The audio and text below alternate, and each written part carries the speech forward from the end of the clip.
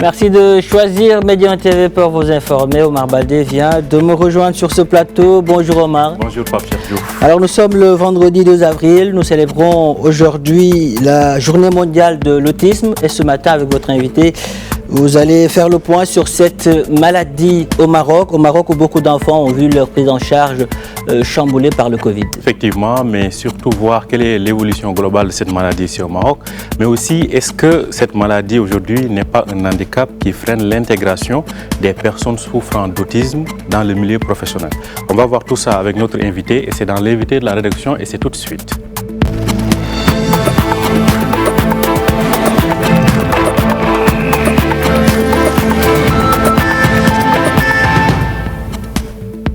Bonjour et bienvenue sur Média TV. Nous sommes le 2 avril et comme chaque année depuis 2007, nous célébrons la journée mondiale de la sensibilisation à l'autisme. L'autisme, une maladie dont on ne parle pas souvent, mais qui pèse sur le quotidien de millions de familles à travers le monde. Au Maroc, on peine à chiffrer le nombre de personnes souffrant de l'autisme, mais des associations se mobilisent pour leur apporter assistance et encadrement.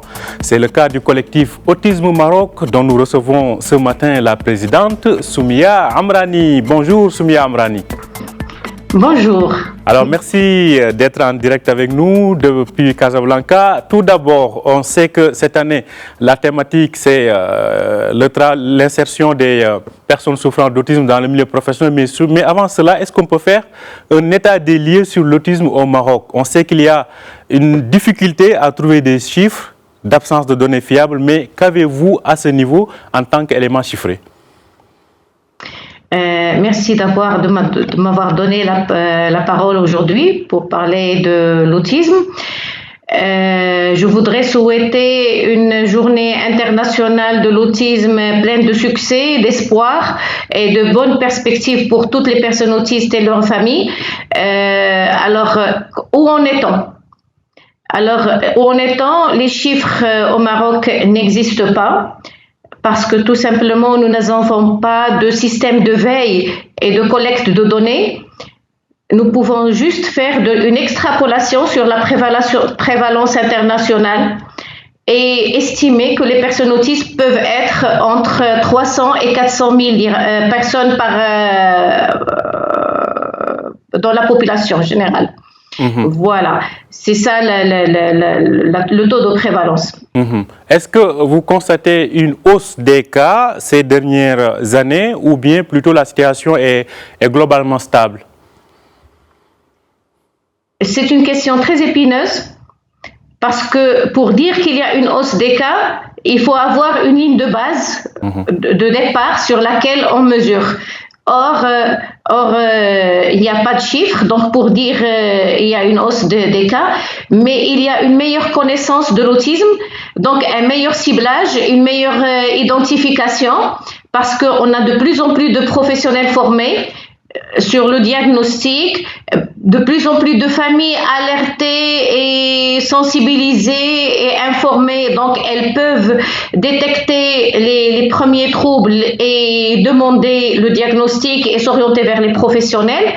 Et c'est ça qui fait la différence en fait avec les années d'avant.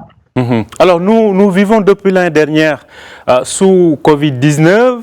On sait que beaucoup de maladies, en tout cas la prise en charge de beaucoup de malades souffrant d'autres pathologies a été impactée par le Covid. Qu'en est-il en ce qui concerne des personnes souffrant de l'autisme ici dans le Royaume? En fait, le Covid a impacté toute la population. Et bien sûr, les populations les plus vulnérables ont souffert plus que les autres. Nous avons mené une étude sur l'impact du Covid sur les personnes autistes et leurs familles. Il s'est avéré un impact négatif sur la santé mentale et physique des personnes autistes. Et des familles ont perdu leur source de revenus. Des familles ont vu leur source de revenus se réduire. Les plus vulnérables parmi les autistes, ceux qui ont des maladies associées, ont souffert énormément. Donc, il y a une situation très difficile. Dans les jours qui viennent, nous allons publier les résultats de cette étude et qui doivent interpeller tout le monde. Mais ce qui est le plus important de cette étude, c'est qu'il a montré deux choses importantes. La première recommandation, c'est l'importance de l'autonomisation économique des familles. Ça, c'est le premier point. Le deuxième point, c'est une identification avec un diagnostic différencié. Il est important en termes d'âge, en termes de sexe également, de genre, parce que les filles autistes demeurent invisibles et leurs problématiques ne sont pas prises en compte. Les adultes aussi. Il y a de grandes situations de souffrance, de grandes situations de vulnérabilité chez les adultes, mais également il y a le problème de la fracture numérique. Seules les familles qui ont les moyens pour acheter un smartphone, pour être connectées sur Internet et aussi pour assurer le suivi, être formées et assurer le suivi de leurs enfants, ont pu accompagner leurs enfants pendant surtout la période du confinement par rapport à l'apprentissage, par rapport à l'enseignement à distance, par rapport au suivi des programmes des habiletés sociales et des habiletés d'autonomie. Les autres qui n'ont pas été formés, qui n'ont pas ces outils, sont restés en marge, malheureusement. Alors, certainement, on attend avec impatience votre étude. Alors, cette année, la journée de sensibilisation est placée sous le thème, la thématique de l'emploi. Vous menez une initiative, des actions demain et après-demain à Tétouan. C'est une première au Maroc. Parlez-nous-en davantage, Soumia Amrani. Oui, alors effectivement, nous pensons qu'il est temps que les personnes autistes, les jeunes autistes aient leur place, soient visibles et puissent parler d'eux-mêmes, de leur cause. Donc, nous sommes en train de mener un projet d'autonomisation et de renforcement de l'autoreprésentativité des personnes autistes au Maroc. Et c'est la première fois qu'un groupe d'autistes va être réuni pour se former sur la participation politique et le vote. Et également, comment créer une association, comment mener une association. Vous allez me dire quelle est la relation avec l'emploi. Il est important de savoir que les droits sont interdépendants et indivisibles. Il faut absolument que les personnes autistes aient accès à l'école, à l'enseignement. Ceci leur ouvre la porte vers l'emploi et le marché de l'emploi et donc les autonomise et leur donne la capacité de faire leur propre choix, de participer à l'économie du pays, mais également de participer à la vie sociale et politique du pays. Alors, l'objectif devrait être leur autonomisation. Sur ce plan-là, qu'est-ce qui est fait pour rendre ces personnes autonomes, aussi bien durant leur phase de période scolaire qu'après leurs études? Justement, alors notre pays a énormément évolué à ce sujet pour les enfants. Le diagnostic, il est de plus en plus connu. Nous avons un programme national de l'éducation inclusive. Nous avons un programme national de formation des professionnels de la santé. Ce sont des initiatives louables de la part du gouvernement. Toutefois, le passage vers l'âge adulte reste un problème à résoudre et une thématique sur laquelle les différentes parties prenantes doivent se pencher. Nous avons identifié beaucoup de difficultés rencontrées par les adultes autistes, y compris ceux qui ont pu obtenir leur baccalauréat et qui ont pu suivre des études supérieures. Ils sont très mal intégrés dans la société parce qu'il y a un gap en termes de renforcement des capacités dans le domaine des habiletés sociales. L'effort a été fait sur tout ce qui est apprentissage académique et tout ce qui est comportement. Par contre, les habiletés sociales restent un domaine à à renforcer et à explorer pour amener les jeunes autistes vers l'autonomisation. Justement, quand on dit donc autisme, on pense à un handicap. On sait que les personnes souffrant de cette pathologie ne sont pas aptes à faire n'importe quel type de travail. À ce niveau-là, selon vous, quels sont les secteurs dans lesquels on doit peut-être accorder plus de priorité ou plus de place à ces personnes-là qui souffrent de ce handicap? Le numérique. Le numérique est très important. Maintenant, la fracture numérique est à réduire. Ça, c'est un volet sur lequel il faut agir. Le genre, les filles et les femmes autistes doivent être identifiées, soutenues, prises en compte dans tous les programmes qui concernent les femmes en général, mais les personnes autistes en particulier. Renforcer les mécanismes financiers qui permettent aux personnes autistes de suivre une scolarité sur le même registre d'égalité avec leur père. Parce que jusqu'à maintenant, seuls les parents assurent les salaires des auxiliaires de vie scolaire, alors que les parents qui n'ont pas les moyens pour le faire, ils continuent à souffrir. Et ça, c'est une source d'inégalité à régler et à traiter.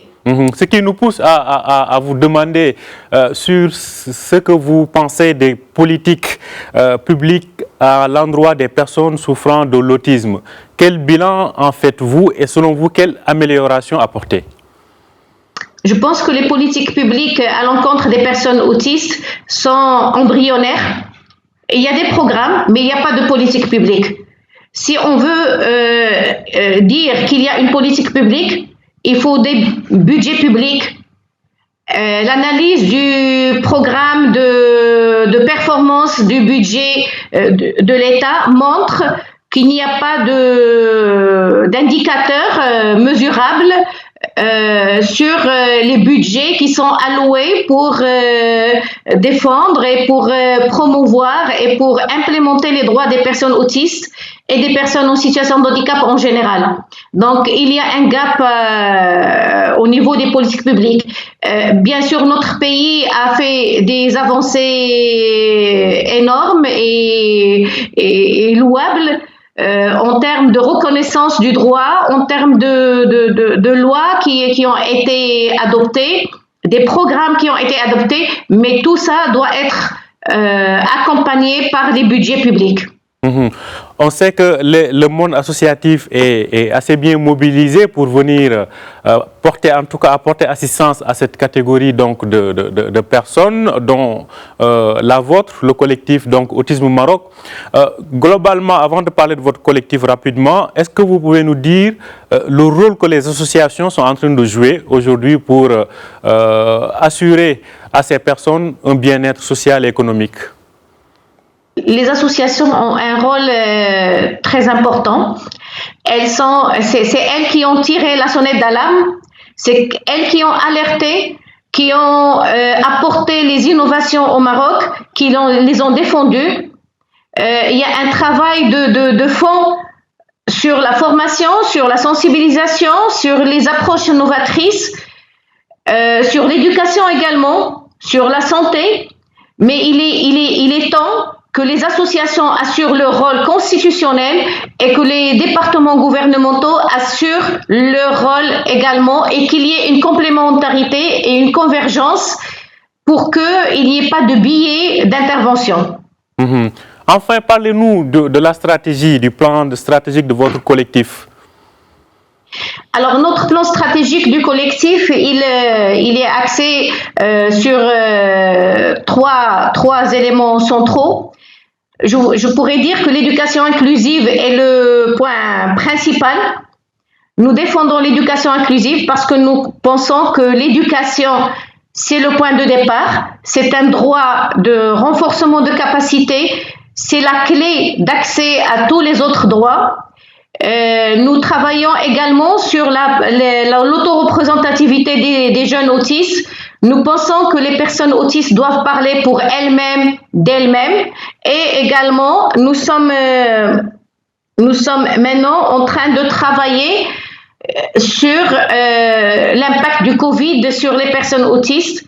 C'est très important de s'adapter aux changements et aux situations d'urgence.